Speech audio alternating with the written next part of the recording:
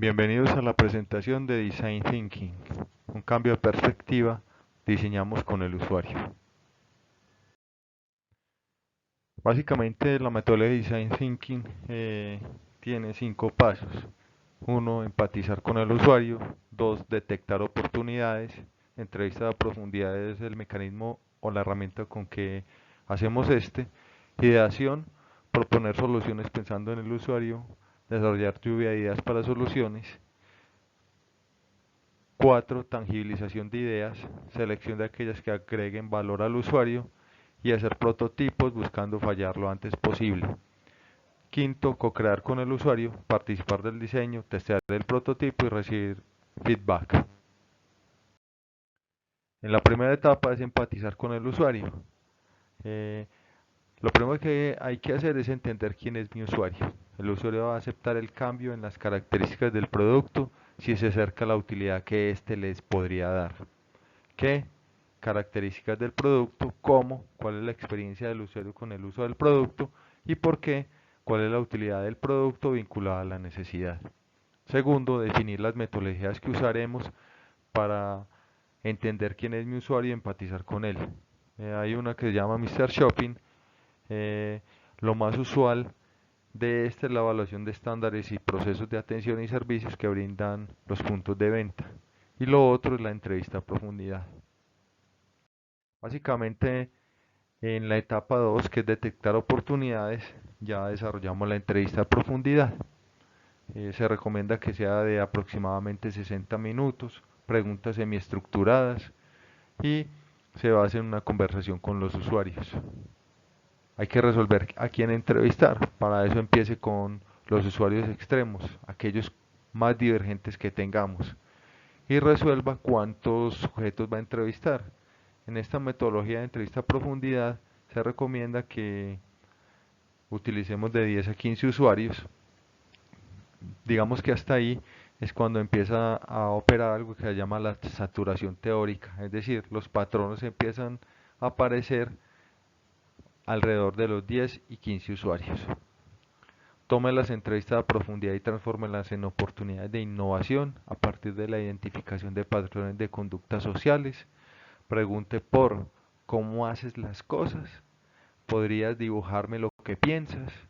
Motivar a que cuenten historias los usuarios. Esto ayuda a desplegar una gama de elementos que los usuarios traen consigo escondidos y que no son fácilmente identificables durante la aplicación de otras herramientas. En la etapa 2 también, entonces, detectar oportunidades. Básicamente los pasos de la entrevista a profundidad son presentarse al usuario, romper el hielo, iniciar con preguntas concretas, fáciles de que el usuario entienda, donde él se sienta cómodo, entrar con preguntas más profundas a medida que avanza la entrevista, indagar sobre su experiencia, temores, esperanzas relativas al servicio o producto buscado, después hacer preguntas abiertas, ¿cuál fue tu última experiencia? ¿Cómo podemos mejorarla? ¿Qué te motivaría a adquirir esta experiencia? Entre otras. Por último, cierra la entrevista agradeciendo y dejando abierta la interacción con el usuario para otras agregaciones que él pueda tener. Evita el sesgo de confirmación, aquellas tendencias que tenemos a interpretar información nueva para que sea compatible con nuestras creencias, teorías o convicciones. En esta misma etapa, detectar oportunidades, operacionalizamos la información. Una buena práctica es separar por colores los resultados hallados. Hechos en un color, datos para el contexto, pain point, situaciones no deseadas, incómodas o negativas en otro color, bliss point, experiencias positivas en otro, workarounds, atajos para la resolución de dificultades o soluciones informales en otro color. Cuando se hacían dos cosas aparece, y que parecen incompatibles, aparecen los dilemas, también identifiquémoslos. Por último, soluciones que proponen los usuarios, aquellas ideas de solución, identificarlas con otro color. En esta misma etapa, entonces, ordenamos la información, bajar la información de las entrevistas de manera metódica, ubicar la información en matrices o tablas, es recomendable identificar temas clave según patrones de conducta. Se recomienda vaciar cada entrevista en una sola tabla, después consolidar las tablas en otra al final, completar la tabla final con observaciones tomadas durante la entrevista, así como con fotografías, opiniones, entre otros. En la etapa de detectar oportunidades, entonces también aparece la organización de la información para comprender el problema. Allí hay que analizar el porqué de cada situación, hacerlo en equipo, construir un marco de referencia para el trabajo, un framework. Después detectar patrones, es decir, extraer los insights. Para ello generamos una síntesis o patrón con sentido, generamos los hallazgos que representan información inesperada, los insights, e identificamos posibles patrones de conducta de los usuarios. Por último, encontramos problemas, definimos los problemas que tiene el usuario. Un insight es un aspecto que está oculto en la mente del consumidor. Estos hacen referencia a la motivación profunda del consumidor hacia una marca o un producto.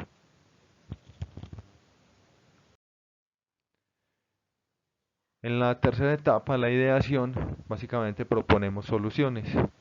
Para ello recomendamos el uso del brainstorming o tormenta de ideas. Para eso es muy útil trabajar en equipo. Multiplicar las ideas debe ser la constante. Cada idea debe ser concreta en un concepto. No juzgar las ideas de los demás. Generar ideas raras, no racionales, no cotidianas. Es recomendable mantenerse en la discusión, mantenerse atento a la discusión, valorar los distintos puntos de vista, comunicar lo esencial y dibujar sus ideas de forma tal de que personas que sean visuales puedan entenderla más fácil. Formular preguntas disparadoras durante el brainstorming resulta muy importante. Preguntas abiertas que conduzcan a muchas soluciones. En la cuarta etapa, tangibilizar ideas, básicamente hacemos dos cosas. La primera es una propuesta de valor de las ideas. Hacemos preguntas asociadas a cuál es la necesidad de que trata de resolverse con mi idea, cuáles son los puntos de dolor que se transforman en puntos positivos, cómo se beneficia a mi usuario y cuál es el valor diferencial de mi idea. Y la otra es elaborar el prototipo, comprender mi propósito y mi audiencia, prototipo de lo esencial, es decir, lo básico, lo necesario, valorar las imperfecciones, identifique aquello en lo que pueda fallar rápido, considerar múltiples alternativas, cuidar los recursos y tener presente en el prototipo la siguiente frase: si falla rápido, falla barato. En la quinta etapa, crear con el usuario, básicamente eh, hablamos con él para crear ideas sobre el producto o servicio. Tengamos presente que un diseño en ausencia de contenido no es diseño, es básicamente decoración. Testiemos con el usuario, o sea, probemos el prototipo con el usuario, normalmente en sesiones individuales, donde interactúe con la experiencia, en sesiones colectivas, máximo 3 personas. Identificamos cuál es el prototipo que le gusta y cuál es el prototipo que menos le gusta. Algunos tips, algunas recomendaciones para ese testeo, esa prueba. Primero, dar la palabra al usuario, ver que narre el proceso, grabarlo si es posible, pedir al usuario interactuar con el prototipo, si es posible grabar esa interacción, pedir al usuario que muestre cómo va a usar el producto y documentar la retroalimentación para generar distintas oportunidades de intervención. En esta etapa de co-crear con el usuario, también nos debemos centrar en contar la idea, contar cuál es la idea que tenemos con el proyecto, con el prototipo que estamos desarrollando. Es recomendable utilizar algo que se llama el Golden Circle, que el círculo de oro, que básicamente debemos imaginar que alguien debe contar la idea durante un viaje en el elevador o en el ascensor, ¿cierto? A otra persona que se la quiere comprar. Para ello precise el por qué, o sea, cuál es la necesidad o problema que estamos resolviendo, cómo se resuelve ese problema o necesidad y qué prototipo damos como respuesta a ese problema. En este mundo del design thinking hay muchos elementos. Hay un elemento que traemos que se llama el Shindogu, que es el arte japonés de conseguir un invento que aparentemente es la solución ideal a un problema, pero que en la práctica resulta tan inapropiado o absurdo que realmente no tiene ninguna utilidad. Cuando un chindogu pasa a ser útil, pierde su calidad de chindogu y se transforma en un objeto tecnológico. Existen muchas metodologías, pero este del chindogu es realmente bastante útil. Estas son distintas herramientas que utilizamos en las distintas etapas del design thinking. Está abierta la página, está en español para que el que la quiera utilizar la use, vaya y consulte y amplíe sus elementos. Realmente es muy útil. Agradezco el tiempo brindado por ustedes y espero que esta presentación les haya sido de utilidad, solamente para tener como referencia en qué consiste el design thinking. Si alguien quiere profundizar, con mucho gusto.